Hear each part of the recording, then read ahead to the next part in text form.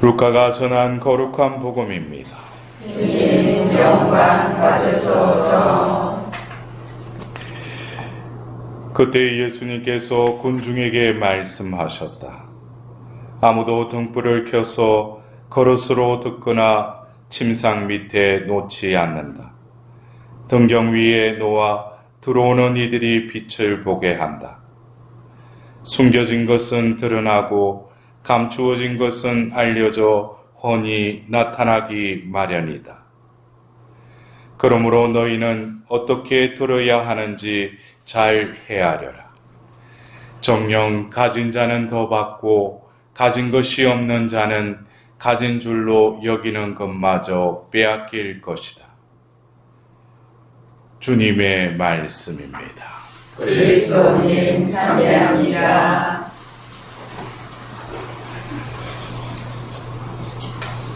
오늘 우리가 들었던 루카복음의 이 등불을 켜서 등경 위에 올려놓으면 들어오는 이들이 빛을 보게 할 것이다.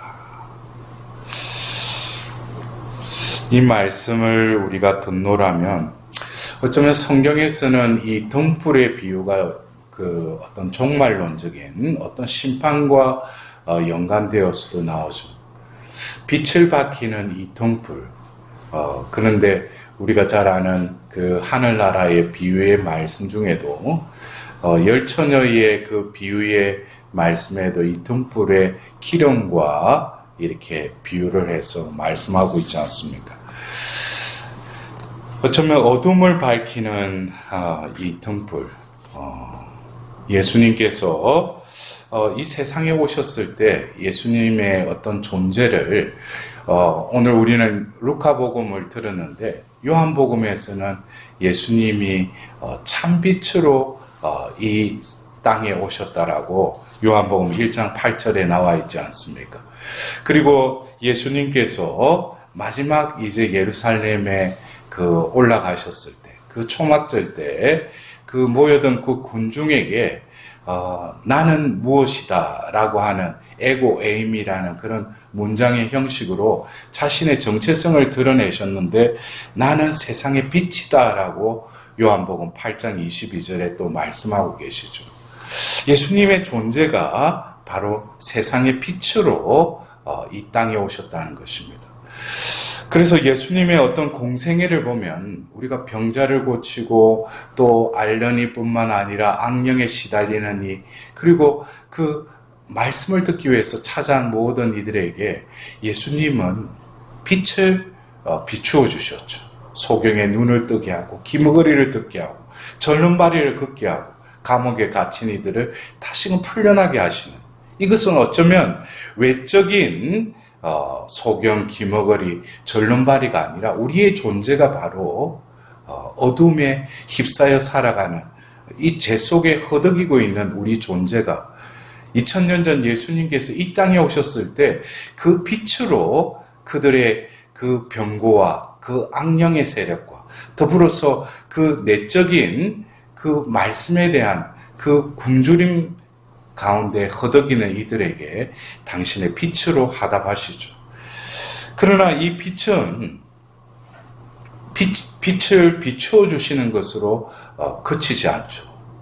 바로 이 빛은 우리 안에 비추임을 받아 우리 마음과 내 모든 삶에 그 빛으로 환히 드러나면서 악이 물러가고 내 악습이 고쳐지고 병고에서 해방될 때 우리는 그것으로 일시적인 현상으로서의 밝음이 아니라 예수님의 이 빛은 바로 우리의 존재를 또 다른 반사체로 변화시키는 빛으로 작용하는 것이죠. 그래서 예수님께서 산상수훈 마태복음 5장에 너희는 세상의 빛이다 그랬어요. 그래서 어쩌면 예수님도 자신을 세상의 빛이라고 하지 않았습니까? 근데 너희, 우리들도 바로 뭐라는 거예요? 세상의 빛이라는 것이죠. 그러면 동급이죠. 존재가 예수님의 존재와 나의 존재는 우리의 존재는 뗄래야 뗄 수 없는 동질이라는 거예요. 이것을 우리가 깨닫지 못하면은 이 등불의 비유도 무슨 말인지 몰라요. 예수님의 존재와 나의 존재, 우리의 존재. 예수님이 이 땅에 왜 오셨는가? 우리의 존재됨을 회복시키기 위해서 오신 거예요. 내가 병 고치고 내 삶의 어떤 고충을 덜어주시고 내 기원을 덜어주시는 그것으로 예수님이 이 땅에 오신 목적이 성취되는 게 아니죠. 우리의 존재를 다시금 당신이 지으신 그 창조 때 그 존재로 회복시키기 위해서 예수님이 몸소 창조하신 분이 구원자로서 이 땅에 오셔서 당신의 존재를 통하여 그 빛을 발하신 것입니다. 근데 오늘 우리가 들은 이 등불의 비유를 그냥 이 말씀만 가지고 이해하기보다는 루카복음 이 8장을 보면은 이 담화 형식으로 짧은 말씀들이 이렇게 엮어 나왔는데 바로 이 등불의 비유의 말씀 전에 바로 우리가 너무나 잘 알고 있는 하늘나라의 그 비유의 말씀에 있어서 씨 뿌리는 비유의 말씀이 먼저 있고 이어서 이 등불에 관련된 말씀을 하십니다. 그래서 우리가 이 말씀만 가지고 이해하기보다는 바로 루카복음사가가 이 루카복음 8장에 바로 하늘나라의 비유의 말씀으로 씨 뿌리는 비유의 말씀을 하고 나서 이어서 이 말씀을 수록해 놨다는 것이죠. 그렇다면은 우리가 씨 뿌리는 비유의 이 말씀에 그 씨를 뿌렸을 때 그 내 유형의 사람의 마음의 밭에 따라서 결국에 그 말씀이 뿌려졌는데도 어떻게 열매를 맺지 못하죠. 예?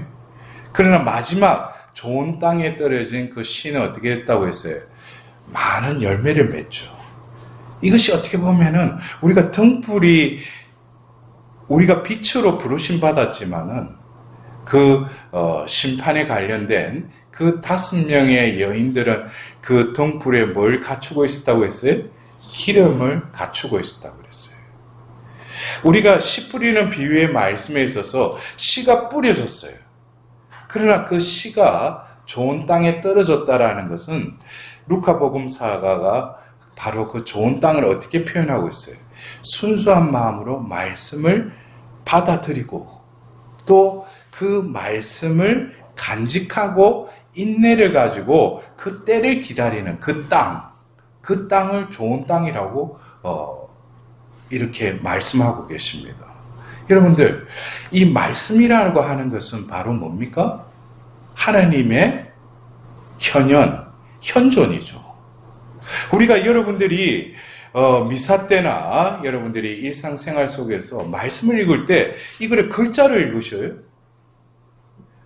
그래서 우리가 성령의 도우심을 청하고 말씀을 읽지 않습니까? 그러면 말씀을 읽을 때 우리에게는 글자로 보이지만 이 말씀이 내 안에 들어왔을 때 내 안에 이 생명이 들어온 것이죠. 생명의 말씀. 이 생명의 말씀에 대해서 히브리서 저자는 뭐라고 했어요? 바로 4장 12절에 쌍날칼보다도 더 날카롭다고 그랬어요. 나의 골수를 쪼갠다고 그랬어요. 그래서 이 말씀이 진정으로 순수한 마음으로 말씀이 내 안에 들어왔을 때는 빛이 내 안에서 어둠을 몰아내듯이 내 안에 말씀의 능력이, 말씀의 생명력이 발휘가 된다는 것이죠. 근데 말씀을 듣고도 그냥 귀로 듣고 그냥 그런 뜻이구나 하고 그냥 흘려버린다면은 말씀을 듣는 것이 아니죠.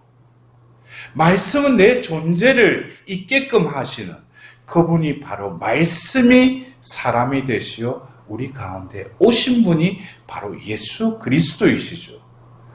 그렇다면은 등불에 기름이 있어야지 불을 밝히듯이 우리 안에 말씀이 머물러 있지 않다면 어떻게 우리가 말씀 자체이신 분이 빛이신데 우리 존재를 통해서 어떻게 빛을 발하실 수 있겠어요? 그래서 이 등불의 이 말씀 바로 그 전에 바로 씨 뿌리는 비유의 그 내 유형의 사람의 나는 어디에 속해 있는가? 그래서 우리는 세례를 통해서 우리는 성령을 받았어요.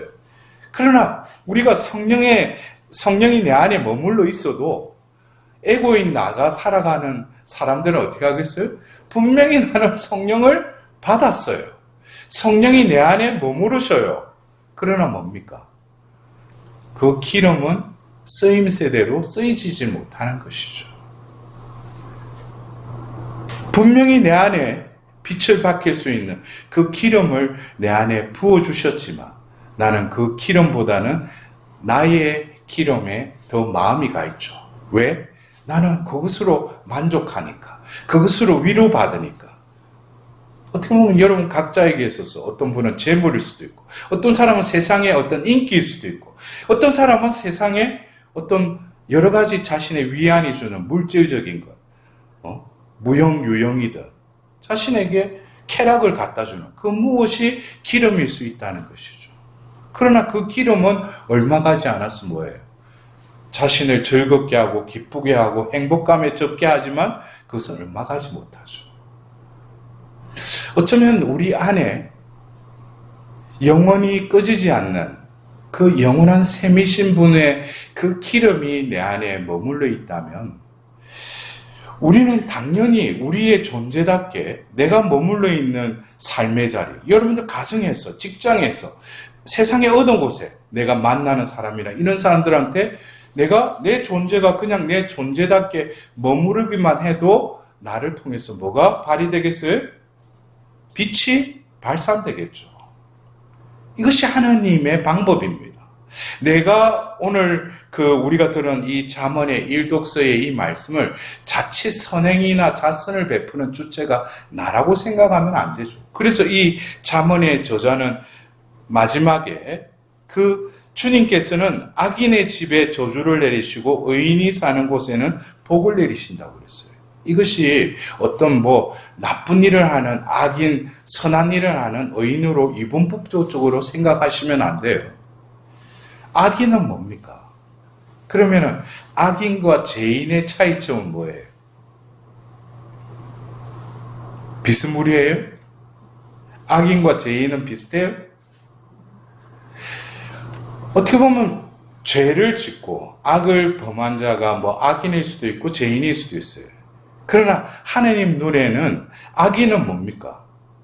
죄를 짓고도 회개하고 하나님께 나아갈 그런 마음이 일체 없는 이들, 그냥 그냥 그 그늘 안에 어둠 속에 그냥 파묻혀 살아가는 그런 이들은 악인이죠. 그러나 죄인은 뭡니까? 내가 죄를 짓고 죄 속에 머물러 있더라도 나는 끊임없이 자비로우신 주님 앞으로 나아가려고 다름질치는 그 영혼은 하나님 보실 때 죄인이고 그에게는 뭘 베풀어요? 자비를 베풀죠.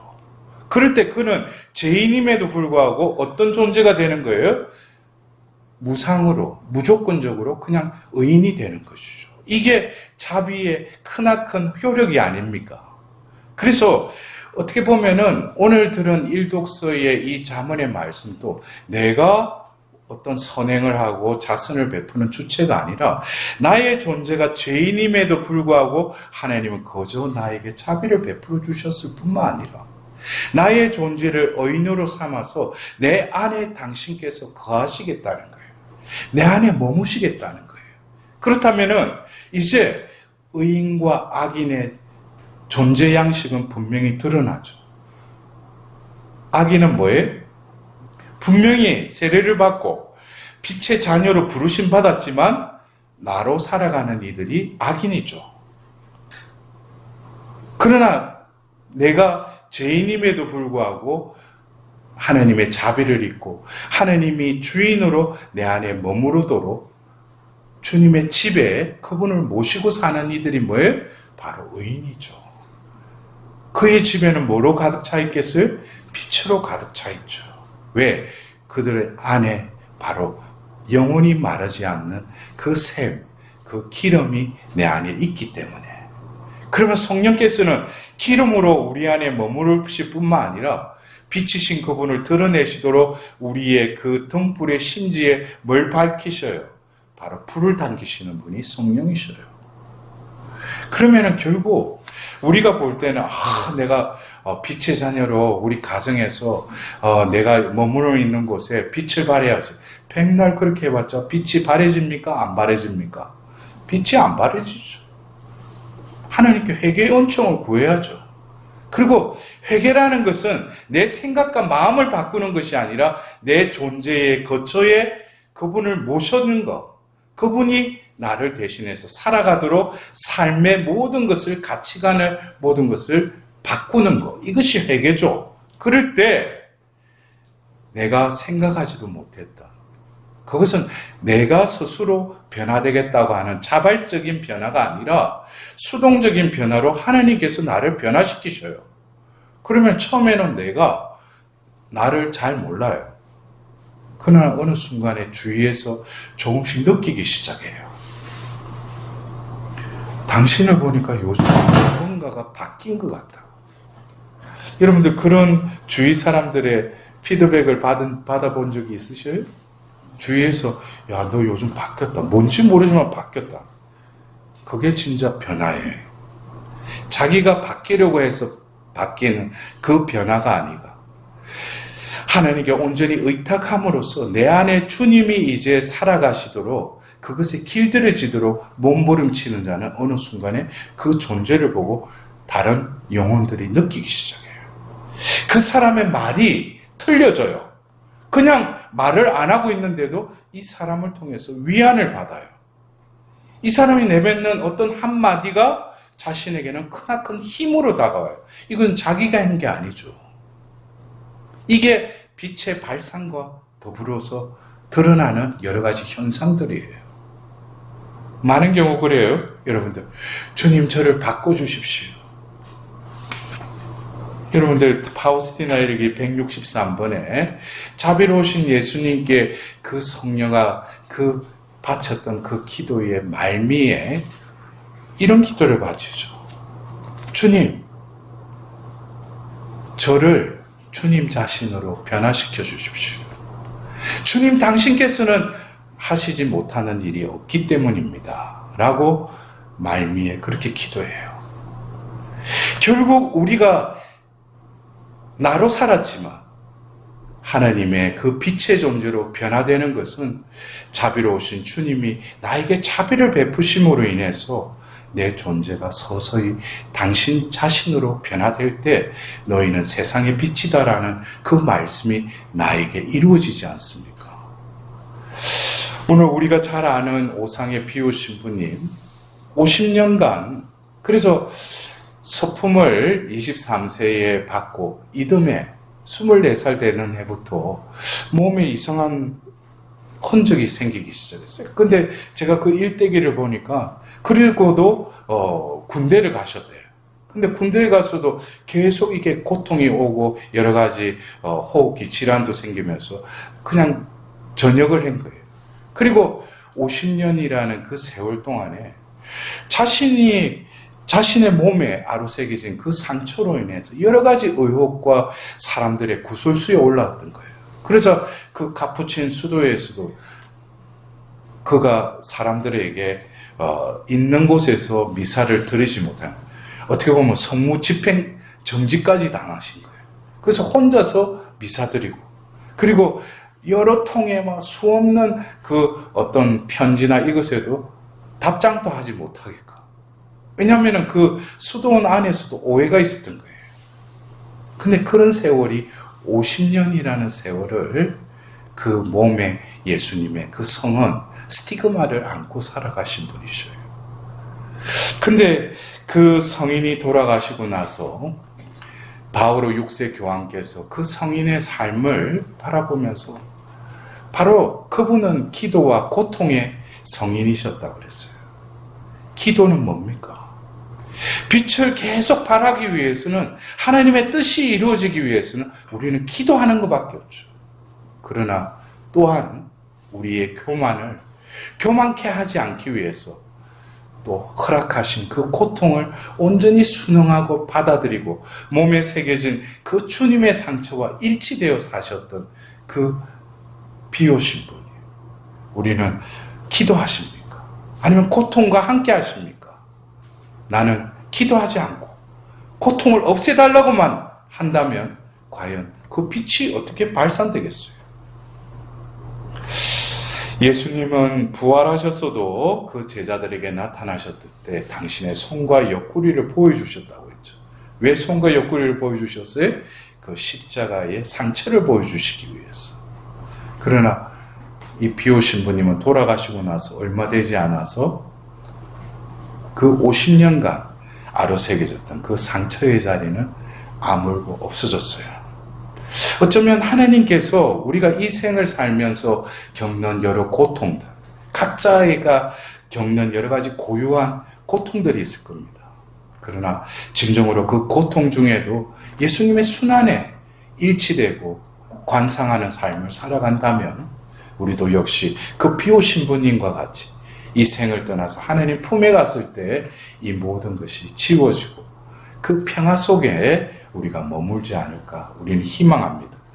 오늘도 그 성인의 정구를 청하면서 우리가 우리 마음 안에 영원히 마르지 않는 그 기름과 그 심지에 불이 당겨져서 예수님을 증거하고 드러내는 사도로서의 삶을 살아갈 수 있도록 오늘 오상의 비오 신부님의 정구를 청하며 이 미사를 봉헌드리도록 합시다.